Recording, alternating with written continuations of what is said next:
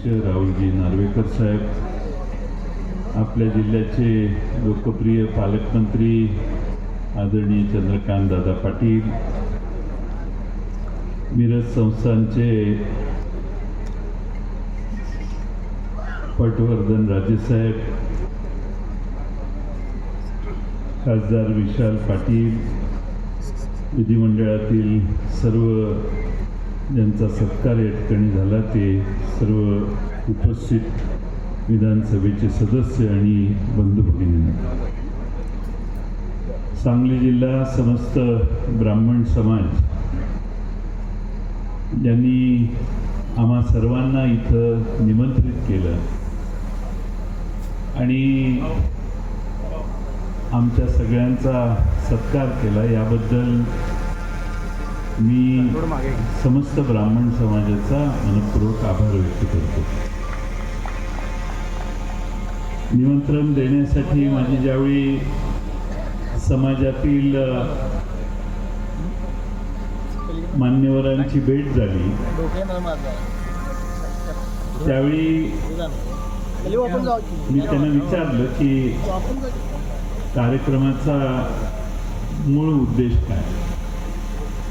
त्यांनी मला सांगितलं की लोकप्रतिनिधींच्या आणि आमच्या समाजातील सर्वांचं अंतर कमी व्हावं आणि आम्ही सर्वजण हे लोकप्रतिनिधींच्या जवळ जाण्याच्यासाठी आमचा स्वभाव नाही, त्यामुळे लोकांच्या मधून निवडून आलेल्या लोकांची अधिक जवळीक आमची निर्माण व्हावी. एक स्तुत्य उपक्रम त्या निमित्तानं समस्त ब्राह्मण समाजाने घेतलेला आहे. मगाशी आपण श्रीमंत प्रभाकर पेशवे यांचा संदेश उपस्थित राहू न शकल्यामुळं सगळ्यांनी ऐकला. या महाराष्ट्राच्या जडणघडण पुढाकार घेतला पाहिजे. एकटं कुणी नाही, आपण सगळ्यांनी हा पुढाकार घेतला पाहिजे. समाजाचा द्वेष करणं, एखाद्या समाजाबद्दल त्याज्य भावना व्यक्त करणं हे चुकीचं आहे आणि आपण सगळे मराठी आहोत. आपल्या मराठी समाजाचं देशावर राज्य होतं हे विसरू नका. आणि आपण जर असे भांडत राहिलो तर मग गुजराती राज्य होऊ शकतं, तामिळनाडूचं राज्य होऊ शकतं, कर्नाटकाचं राज्य होऊ शकतं, उत्तर भारतातल्या कोणाचं तरी राज्य होऊ शकतं. आणि म्हणून मराठी माणसाने या सगळ्या छोट्या छोट्या जातीतल्या इतिहासातल्या अधिक 500 वर्षापूर्वीचा 1000 वर्षापूर्वीचा दावा काढायचा आणि एखाद्याला जोडत बसायचं. हे सगळा मागचा इतिहास हा लक्षात घेतला पाहिजे. पण पुढे जाताना एकीनं जाण्याचं बळ समाजात निर्माण करण्याची गरज आहे आणि ते आपल्याकडून सगळ्यांच्याकडून होईल असा विश्वास मला या निमित्तानं वाटतो. प्रत्येक समाजाने आपापल्या परीने हरीचा वाटा छत्रपती शिवाजी महाराजांच्या राज्य स्थापनेनंतर सर्वच समाज त्यात सहभागी होते. छत्रपती शिवाजी महाराजांच्या नंतर छत्रपती संभाजी महाराजांनी महाराष्ट्रातले हे राज्य औरंगजेबाच्या विरोधी लढवलं. त्यांना अत्यंत यातना शेवटच्या काळात सहन कराव्या लागल्या. आपण मगाशी इथं प्रार्थना किंवा त्याविषयी आपण प्रार्थनाही म्हटली. छत्रपती संभाजी महाराजांच्या नंतर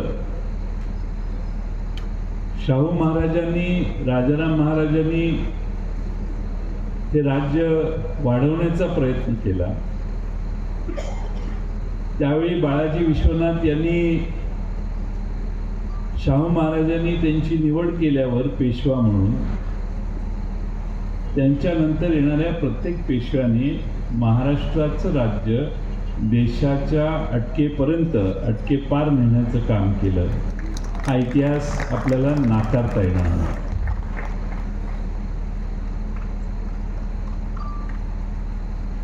मराठ्यांचं राज्य त्याला म्हटलं गेलं तरी मराठ्यांचं राज्य म्हणजे मराठी माणसांचं राज्य आणि हे मराठ्यांचं राज्य अगदी अफगाणिस्तानापासून ते तामिळनाडूपर्यंत अथांगपणाने एवढ्या मोठ्या भारतवर्षात पसरलेलं होतं. एवढं राज्य वाढवलं. गेलेले होळकर असतील, गायकवाड असतील, शिंदे असतील, या सर्वांनी त्या त्या भागात आपलं बस्तान बसवलं. आज जे श्रीमंत प्रभाकर पेशवे हे बुंदेलखंड भागात राहत आहेत असं त्यांच्या पत्रावरून दिसलं. मला याची माहिती नव्हती. आपणा सर्वांना एकच पेशवे माहिती आहे जे पुण्यात राहतात, पण त्यांचे काही भाग तिथं गेलेले दिसत आहेत. पण त्यांच्या पत्र आपण लक्षपूर्वक ऐकलं असेल. त्या पत्रावर तुम्ही सगळ्यांनी विचार कराल हा मला विश्वास आहे. परंतु भारतवर्षामध्ये मराठ्यांचं राज्य दिल्लीपर्यंत गेल्यावर दिल्लीच्या पातशाला बाजूला करून त्या ठिकाणी पेशवे किंवा शाहू महाराजांचं राज्य म्हणून आपण जाहीर नाही केलं. उलट त्यांच्याशी करार केला आणि त्यांच्या संरक्षणाची जबाबदारी आपण घेतली. आणि जेव्हा अब्दाली पुन्हा पानिपतच्या युद्धासाठी परत आला त्यावेळी स्वतःचा दिलेला शब्द खरा करायच्यासाठी पेशव्यांच्या नेतृत्वाखाली सगळं सैन्य दिल्लीचं रक्षण करण्यासाठी पानिपतापर्यंत पोहोचलं. पुढं काय झालं काय नाही आपल्या सर्वांना इतिहास माहिती आहे. पण तुम्ही जरा बारकाईने इतिहास वाचला तर हे आपलं मराठी राज्य का गेलं, आपल्यात एवढे मतभेद झाले. पेशव्यांच्या घराण्यातही मतभेद झाले. होळकर असतील, गायकवाड असतील, शिंदे असतील, यांना देखील एकत्रित करण्याचा प्रयत्न त्यावेळी झाला. या देशातल्या सगळ्या राज्यांना एकत्रित नाना फडणवीसांनी करून ब्रिटिशांच्या विरुद्ध लढाई केली. असा सगळा आपला प्रचंड मोठा इतिहास आहे जो देशातल्या कुठल्याही राज्यातल्या, गुजराती असं म्हणू शकत नाहीत, उत्तर प्रदेशची लोक म्हणू शकत नाहीत, राजपुतानातलेही लोक असं म्हणू शकत नाहीत, पण महाराष्ट्रातली मराठी माणसं हे सांगू शकतात की आम्ही या देशावर राज्य केलेलं आहे. आणि त्यासाठी सगळ्यांचा सहभाग होता. आणि शाहू महाराज सुरुवातीला होतेच, पण त्यानंतरच्या काळामध्ये पुण्यातून राज्याची सूत्र हलत होती आणि या देशाचा कारभार देशात सर्वत्र विस्तारित व्हावा हा प्रयत्न पुण्यातून झाला. ते आपल्याला नाकबूल करून चालणार. आता अलीकडं वेगळ्या समाजाचा द्वेष करण्याची फॅशन सुरू झाली. आपल्या समाजात आपलं नेतृत्व वाढायचं असेल तर दुसऱ्यांना शिव्या देणे ही आता पद्धत सुरू झालेली. आणि मग त्याला ते डोक्यावर घेतात आणि तो त्या समाजाचा नेता होतो. हे दुर्दैवाने आपण या देशात पाहायला लागतो. दुसऱ्यांना शिव्या दिल्या की आपण मोठा होतो हे काही जणांना अजून लक्षात आलेलं नाही की असं होत नाही.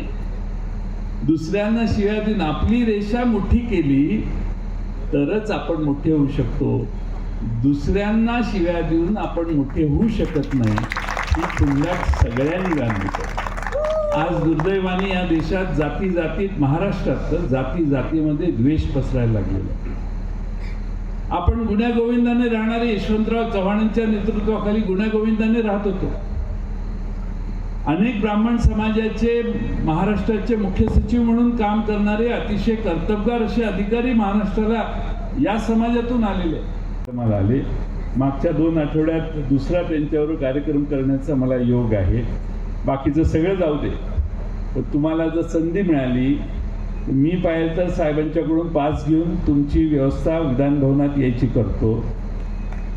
15-20 वर्षापूर्वीचं विधानसभा आणि नार्वेकर साहेबांनी दुरुस्त केलेली विधानसभा ही बघण्यासारखी आहे. एखाद्याला उत्तम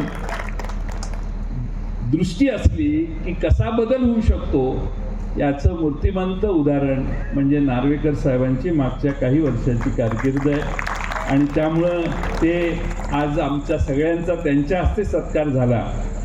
तुमच्या सगळ्यांचे आभार की त्यांच्या हस्ते सत्कार झाल्यामुळे हे अधिवेशन माझं बरं जाईल.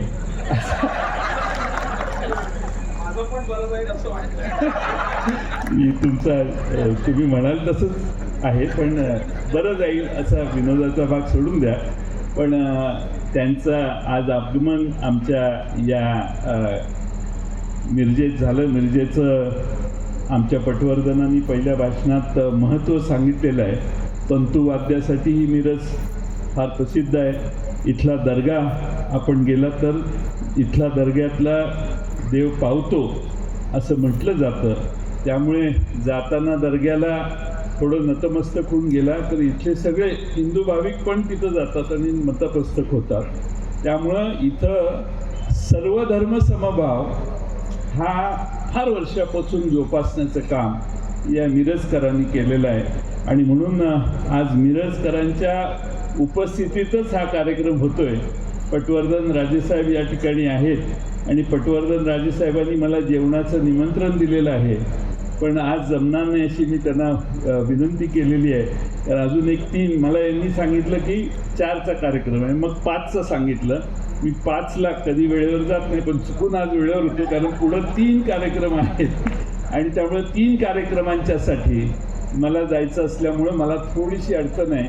दादांचं भाषण झाल्यानंतर दादांना घेऊन मी आपल्या परवानगीनं बाहेर पडतो, एवढीच विनंती या निमित्ताने करतो. पुन्हा एकदा संयोजकांचे मनपूर्वक आभार मानतो. मी एकदा 2007ला महानगरपालिकेच्या निवडणुका लढवल्या, तर यांची ताकद काय आहे हे मलाच एकट्याला माहिती आहे आणि परिवर्तन करायचं ठरवल्यावर हे किती जोरात करू शकतात याचा अनुभव मी सांगलीतही घेतलेला आहे आणि मिरजेतही घेतलेला आहे.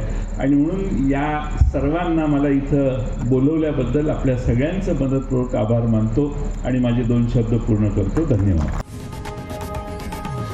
लोकशाही मराठी ऐका, पहा, जागरूक रहा.